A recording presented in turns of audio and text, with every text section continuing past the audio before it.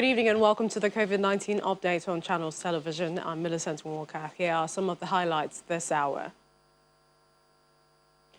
The waiting is over as religious centres in Lagos State reopen this weekend, with Muslim faithful turning out in their numbers for the Jumat prayer.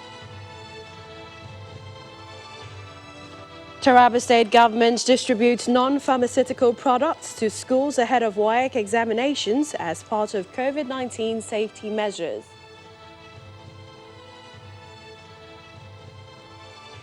And Mexico's death toll passes 50,000 days after it became the country with the third highest toll after the US and Brazil.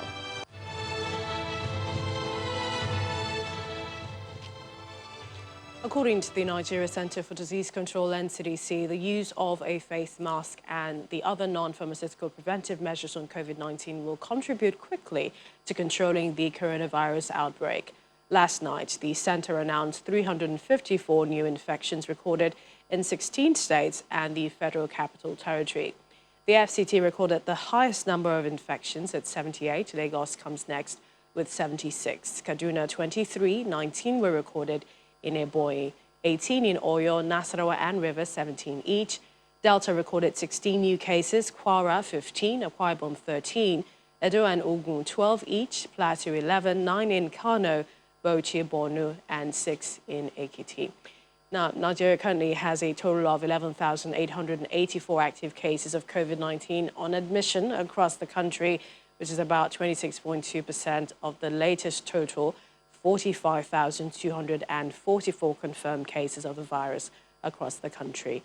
In the meantime, the total number of fatalities stands at 930, with 3 deaths recorded in the last 24 hours in Akwa Ibom, in Imo and also Oyo states.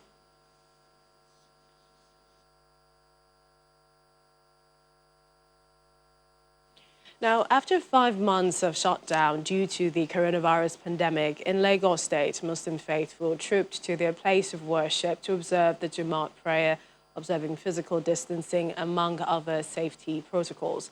The State Commissioner for Home Affairs, Mr. Olaniwaju Elegushi, who was at the Alausa Central Mosque, emphasized that only the Jumat service has been approved, but if the COVID-19 safety guidelines are adhered to, government may consider allowing religious centers to begin their normal activities. The Imam who led the prayer session, Mr. Hakeem Kosoko, says Islamic religion supports hygiene and appeals to Muslim faithful to practice cleanliness in order to combat the deadly virus. After 5 months, what I saw here today, the compliance is highly satisfactory. The capacity of this mosque is like 2,000 worshippers, but today they only accommodated only 500 worshippers. So they were able to demonstrate enough, distance from one worshipper to the other, and they are all in face masks. So the compliance is very much okay. But the mosque will not accommodate more than what the protocol specified. So if you couldn't meet up with the number, figure, then you go home or your office and observe it personally on your own. And that protocol is very important. We should follow them strictly, so that if we are able to get a good compliance of all these protocols, then that will now lead to us opening of other level of prayers. Anything that keeps us alive and that keeps us safe is in compliance with Islamic teaching. So it has nothing to do with our religion. It doesn't affect it. This is unusual time. And unusual time don't last forever. And then when everything we are able to get the solution to what is happening, we go back to the basics. Still in Lagos, and further to the earlier pronouncement issued by the state government directing SS3 and technical students, Tech 3 students in the state to resume for their forthcoming WAEC examination and NAPTEP. Well, the state government has also directed the JSS3 students who are registered for the National Examination Council, NECO, the Basic Education Certificate Examination, BECE, to resume from Monday, that's August the 10th. According to the Commissioner for Education, only those students who are registered for NECO and BECE, which is scheduled to commence on the 24th of August 2020, are permitted to resume. She noted that other GSS 3 students are waiting to write. The BECE, organized by the Lagos State Examinations Board, will soon be informed of the scheduled date of their examination. The Commissioner stated that administrators of both public and private schools are expected to ensure full compliance with the COVID-19 guidelines for schools reopening in their respective schools, as the state government officials will be on ground to monitor situations across all schools. Meanwhile, in Taraba State, the government has purchased personal protective equipment, that's PPEs, to be distributed to schools that will take part for the WAEC examinations. According to the State Commissioner for Basic and Secondary Schools, the state government has more than enough PPEs to go around the public and private schools in the state. He also says government can also cater to the needs of over 2,000 primary schools in the state when they are allowed to reopen. So we hope that you and the principal, conscious of the fact that these materials are yet to be supplied, we took the bold step by sanitizing all our principals to sort of get an ad hoc arrangement, procure these things in the market such that we cannot resume our schools without the students coming with their face masks, hand sanitizers, washing hand basin and detergent, for the safety of the staff in general and for the safety of the students. So we went on our way to procure this thing for use in our schools. Now that government has come to our aid, that will add more impetus to whatever we have gotten. If already we have like five in our school, what we shall receive here is going to be plus. I believe no school will lack what we need as a measure for this COVID-19 control. Now, health workers in Bauchi State have commenced an industrial action over deductions in their salaries and allowances. The Joint Health Sector Union of Nigeria, Bauchi State Branch, directed its members across the 20 local government areas of the state to down tools indefinitely from midnight today, Friday.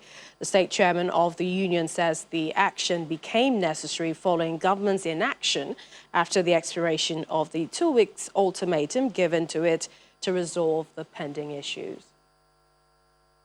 Principally, what really pushed us to go for the strike, it was deductions from our salary, one kind of outrageous deduction from the salaries of our members I think for the month of June and July as well. When it happens, we wrote to the government that why these deductions, and it's not supposed to be like that because it's our own professional allowances, like ship duty allowance, call duty allowance, teaching allowance, and other allowances as well. So when we wrote to them, we gave them 2 weeks within which at least they should reverse it. And they promised us that they are going to reverse it, that it's just a problem of salary administration that they have gotten. So we allow them, we give them time whether they will refund it back. But to our greatest surprise, they could not. We even add another, at the end of the expiration of the 2 weeks that we have earlier given them, we still extend it to another 2 weeks with the hope that at the end of the month is going to be ratified. Very unfortunate, to our greatest surprise and dismay, when we see the salaries of July is still deducted. Now, scientists are beginning to untangle one of the most complex biological mysteries of the coronavirus pandemic, especially why some people get severely sick, whereas others quickly recover. Joining us for more on this is Mr. Amos Dangana. He's a medical laboratory scientist. He joins us from our Abuja studios. Welcome to the program. Thank you for having me listen. All right, just to begin, now, in certain patients, according to a number of recent studies, the virus appears to make the immune system go haywire. Have we been able to learn why this actually happens? Yeah, basically, you found out that it has to do with the immune systems of these patients. Because some individuals, their immune system is not good or strong like others. And as such, some of the strengths of this virus has the ability to escape the natural attack of the immune systems and thereby causing more damage or causing more harm or making the individual to have more severe disease manifestation compared to other people. But some that the immune system is good, the virus may not be able to escape the natural immune system attack. So, but those that have the ability to escape, most especially the mutant one, of course, they'll be able to make the patient to have more severe manifestation compared to other individuals. And so it has to do with the immune systems of the individual. So when your immune system is not compromised, or when the immune system is strong, definitely the outcome or the manifestation of this virus or the disease severity will differ from other individuals that have low immune system. So scientists are also saying that, a lot of these data so far is telling us that we need to be acting pretty early in this process and also the response. Do you think that we can, especially looking at the measures so far in Nigeria, the weight of our testing and several other response, that we can change the trajectory of the disease? Yeah, definitely. Whenever any disease or infections is being tackled immediately, that is, early with the adequate and coordinated response, definitely the rate of severity or infection will be cut.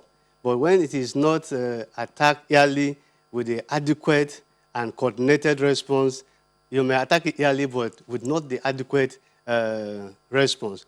And it may be adequate, but not coordinated. And so most individuals, it's a teamwork. Like you have to involve a lot of professionals, a lot of different team or individuals or health professionals that will be able to make this thing happen. So with the early, response, adequate and coordinated response, definitely the virus will be curbed.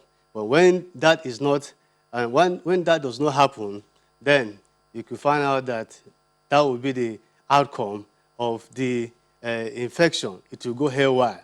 But when it is curbed immediately, with the right individuals, with the adequate team and coordinated response, it will be able to curb the excessiveness of the virus. Finally, Mr. Dananga, do you think that health workers are perhaps handling, the virus in a proper way? Are they being trained? If you remember at the beginning, we heard that over 800 health workers in Nigeria were infected, but we're not getting too much of that. And we're hoping that a number of them have definitely recovered. But in terms of, infection prevention and control, what are your thoughts? Health workers, medical lab scientists like yourself, medical doctors and the others. Yes, most health workers, though government have tried in training health workers of different professionals to be able to take care of this virus. But you find out that government still need to do more because most individuals, most people like medical laboratory scientists are all available, waiting even at volunteer level to be able to, to assist in coping this the spread of these viruses. And also it's very, very important that government put more effort in training and retraining of health personnel. And then with the government providing the needed support like training, resources like PPEs, definitely health workers are actually available, most especially the medical laboratory scientists who are involved in the testing, sample collection and testing of this virus will be able to, assist in coping down the rate of spread of this virus.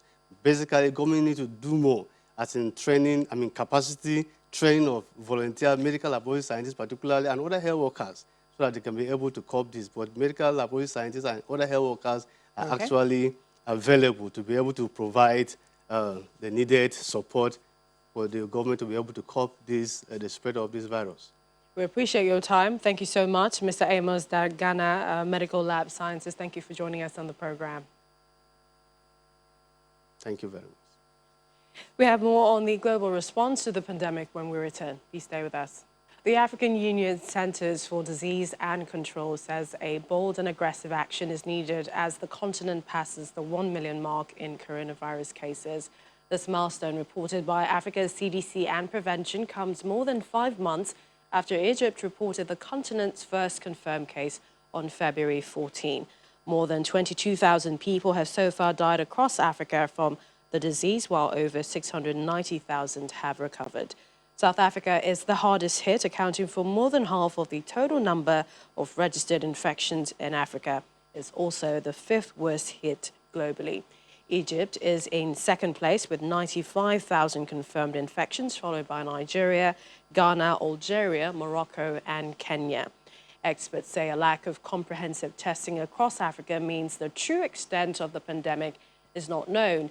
Tanzania, for example, has not published figures for weeks, and in early June, its health minister said the virus was heading towards the end. However, more than 65% of Africa's 55 countries have reported fewer than 5,000 cases, and the Africa CDC says it is keeping a close eye on Nigeria, Ghana, Kenya, Ethiopia, Sudan, Zambia, and Zimbabwe. Dr. Marty Lord Ifeanyi, a public health physician, global health economist, Department of Health Evidence, Radboud University Medical Center in the Netherlands. He joins us now via Skype. Thank you for joining us on the program.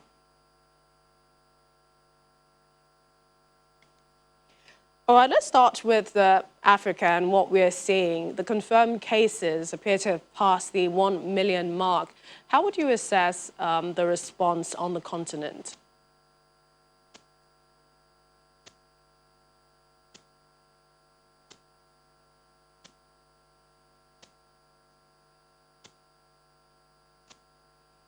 All right, we appear to be having a little issue with the audio. Hopefully, we'll try to get back Dr. Marty Lord Ifeanyi. But let's tell you what's happening in Kaduna State, where the government has flagged off the beneficiaries' enrollment into the federal government's Special Public Works program across the 23 local government areas of the state. The program is a post-COVID-19 poverty alleviation scheme approved by the president, which 1,000 persons are to be employed from each of the local government areas in the country. You have seen, we have flagged up the 774,000 job a program of the federal government so that we can alleviate this palliative for COVID-19. And you can see that one thing that I'm happy with, we have flagged up this program not in Kaduna, not in Zaria, not in Kapanchan, but in Giwa local government, not even in Giwa local government, but in Patika district. We have gone house to register them. So that is one aspect that I quite appreciate the chairman of the committee and all members of the committee and the state governor also for giving us the opportunity to go deep into the rural area to plug up this program. I want to also appreciate the Farmers Association because the chairman of the Farmers Association is the first person that said he is ready for this plug up, and that is why we are here. Asaba International Airport in Delta State is set to resume flight operations several months after it was shut down due to the coronavirus pandemic, which paralyzed businesses, socio-economic activities across the globe. The secretary to the Delta State government, Mr. Chiedu Ebie, during an inspection, hinted that the state government is optimistic that the inspection team of the NCAA will give a nod to resume operations at the airport, going by the level of preparations made in ensuring strict adherence to the COVID-19 safety protocols. Now to our COVID-19 pandemic, and this is the global pandemic coverage. Mexico's death toll passed 50,000 days after it became the country with the third highest toll after the US and Brazil. Meanwhile, more than 1 million coronavirus cases have been confirmed in Africa. Of course, South Africa seems to have more than half of these cases. Here's more. Let's bring you more updates, other developments across the world. Here's our report. More than 1 million people across Africa have now been confirmed to have had the new coronavirus, as health experts warn the peak of the pandemic is yet to hit the continent. The somber milestone reported by the Africa Centers for Disease Control and Prevention on Friday comes more than 5 months after Egypt reported the continent's first confirmed cases of the virus on February the 14th. In South Korea, thousands of trainee doctors have begun a strike in Seoul to protest against the government plan to boost the number of medical students in the country, arguing it will be a poor use of additional funding for the sector.